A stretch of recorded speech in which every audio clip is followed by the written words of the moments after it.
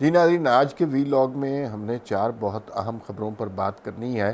पहली ख़बर जो है वो तो है चीफ़ ऑफ आर्मी स्टाफ जनाब जनरल कमर जावेद बाजवा साहब की CIA के डायरेक्टर, अमेरिकन CIA के डायरेक्टर विलियम जोसेफ से मुलाकात हुई। उस मुलाकात का कुछ अहवाल और कुछ और मुलाकातें जो हुई जनरल बाजवा की, उनके हवाले से बात करनी है।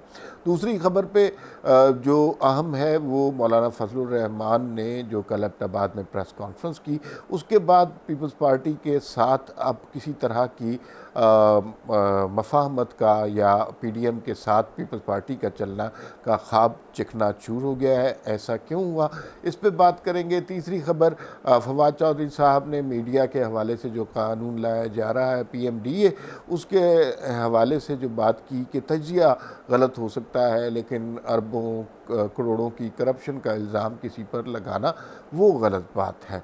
और चौथी खबर, शहबाज गिल साहब का एक बड़ा ही दिलचस्प बयान है जो कि तीसरी खबर फवाद चौधरी वाली खबर से कुछ रिलेट होता है। इन 4 खबरों पर हमने बात करनी है और आपसे दरख्वास्त है कि आप हमारा चैनल ज़रूर सब्सक्राइब कीजिए, बेल आइकॉन को प्रेस कीजिए ताकि जितनी भी लेटेस्ट वीडियोज़ हों वो आपको मिल जाएं और आप उनको देख सकें।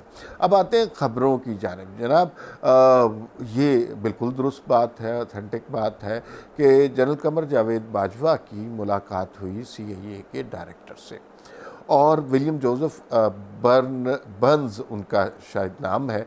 और इस मुलाकात में उन्होंने अफ़गानिस्तान की सूरत हाल को डिस्कस किया, अपने और अमेरिका के ताल्लुकात के हवाले से बात की, अफ़गानिस्तान में जिस तरह पाकिस्तान ने काम किया और जिस तरह अमरीकी अफवाज का यहाँ से इनखला यकीनी बनाया और अभी जो मौजूदा सूरत हाल में पाकिस्तान का जो किरदार है उस हवाले से उस किरदार को बहुत सराहा गया।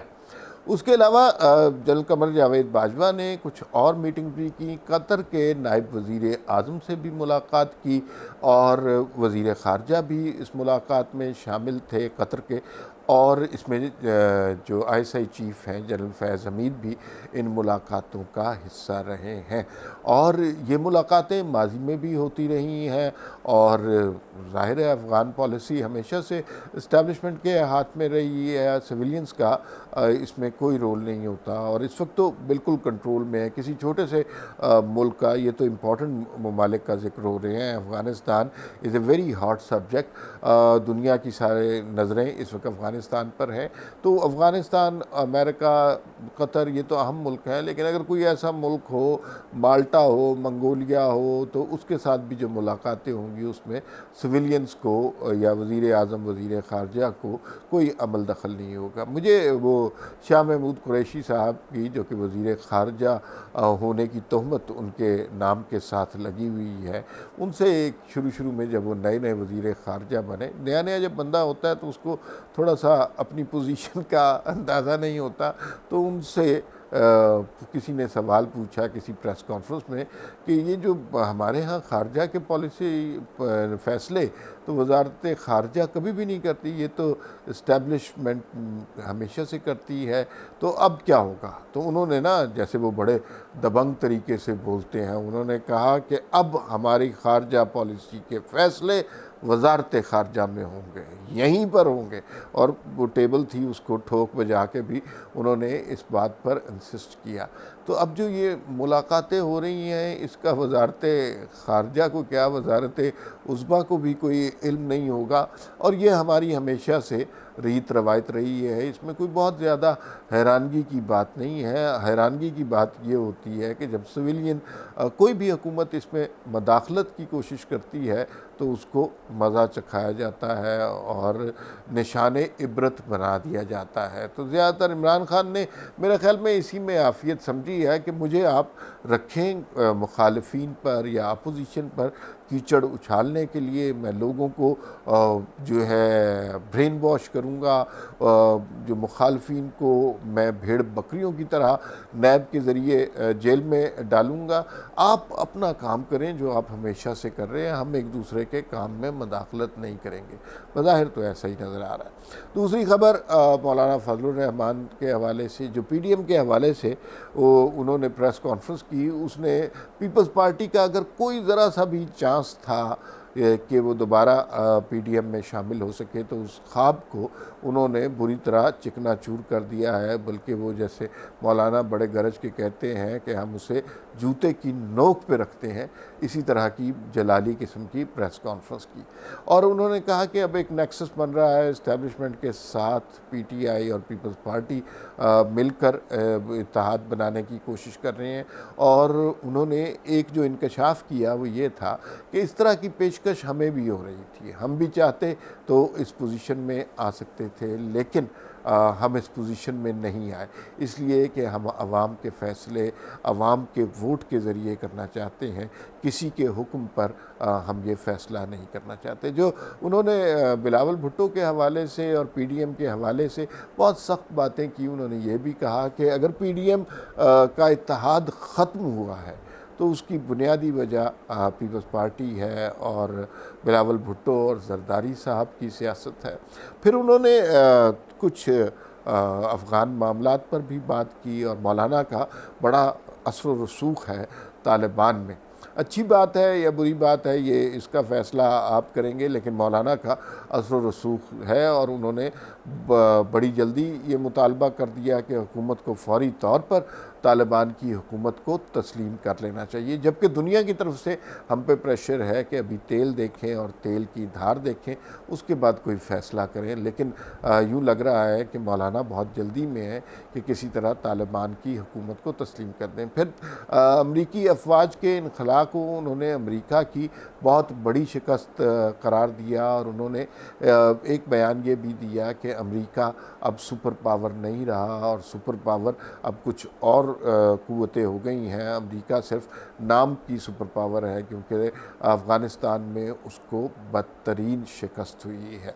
मौलाना जो है उन्होंने ये भी कहा कि हमने बड़ी कोशिश की थी पीडीएम के हवाले से कि किसी तरह इस्तीफ़े देने की ऑप्शन पर गौर किया जाए और उस पर काम किया जाए, लेकिन पीपल्स पार्टी वहाँ से चिकन आउट कर गई और वो इस्तीफ़ों की ऑप्शन नहीं हो सकी। इसी हवाले से शाहिद खाकान अब्बासी ने मरीम नवाज़ के एक बयान का हवाला एक प्रोग्राम में दिया और उन्होंने कहा कि मरीम नवाज़ ने तो बहुत पहले कह दिया था कि एक और सिलेक्टेड तैयार हो रहा है, तो अब आपके सामने है कि एक सिलेक्टेड हमारे सामने आ रहा है। और जाहिर है वो बिलावल भुट्टो की बात कर रहे थे। ये जो सिचुएशन बन रही है प्रैक्टिकल नहीं लगती है, इसलिए कि पीपल्स पार्टी जनूबी पंजाब में क्या कर सकती है, जबकि पीपल्स पार्टी का कोई वोट बैंक है ही नहीं।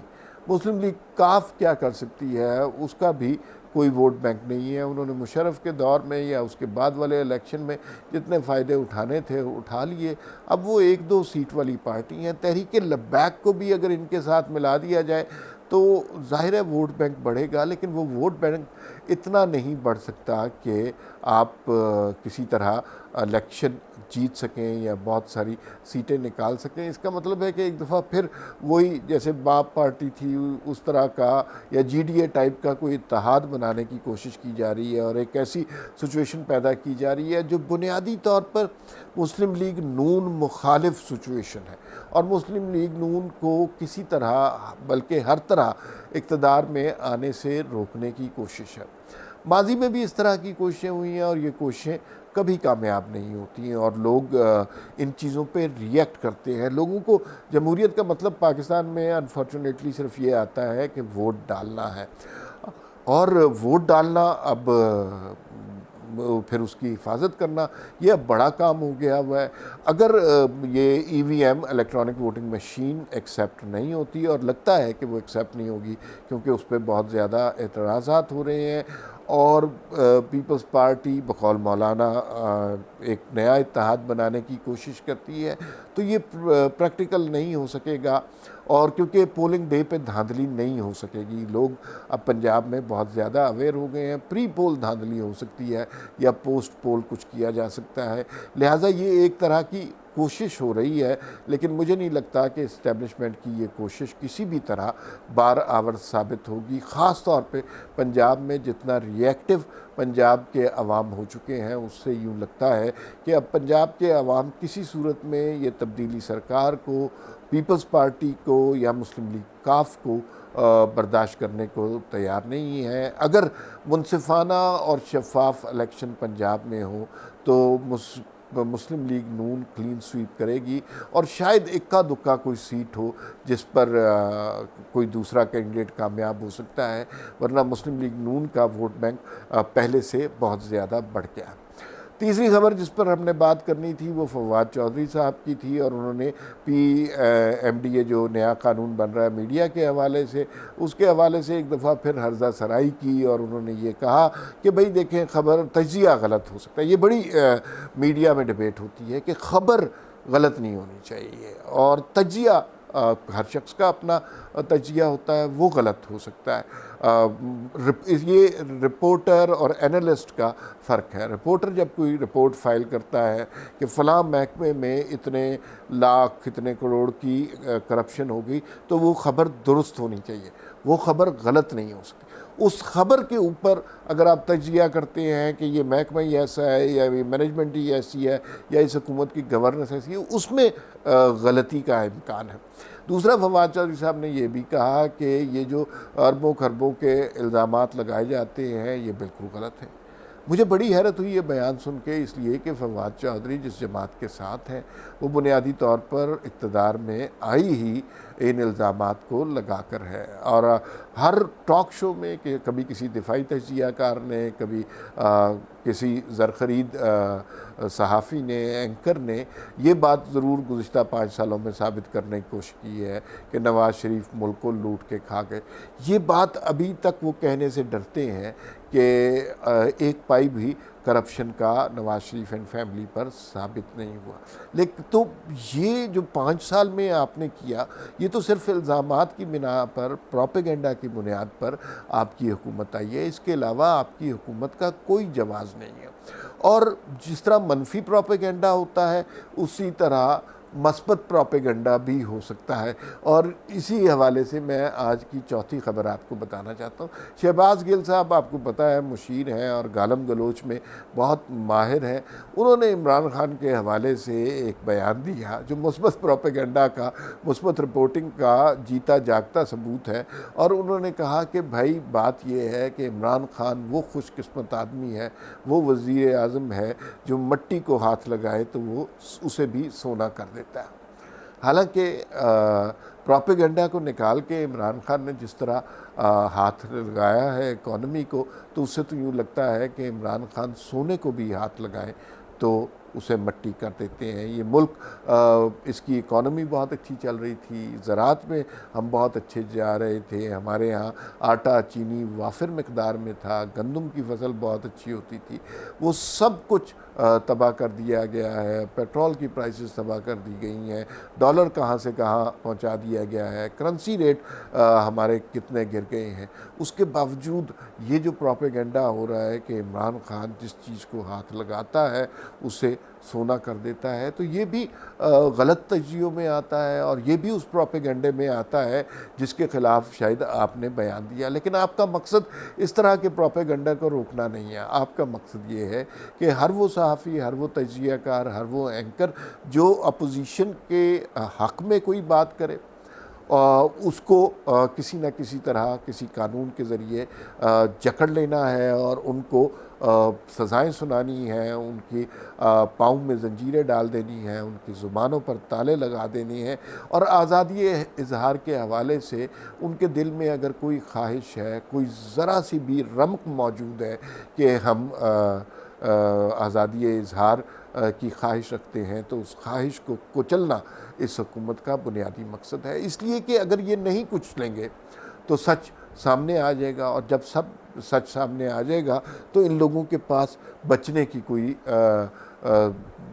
जगह नहीं बचेगी। ये वो लोग हैं बेशुमार इस पार्टी में जो वज़ीर बने हुए हैं, एमएनए बने हैं, इनकी सियासत सिर्फ़ और सिर्फ झूठ पर कायम है और ये ना सियासी तौर पर किसी काबिल हैं।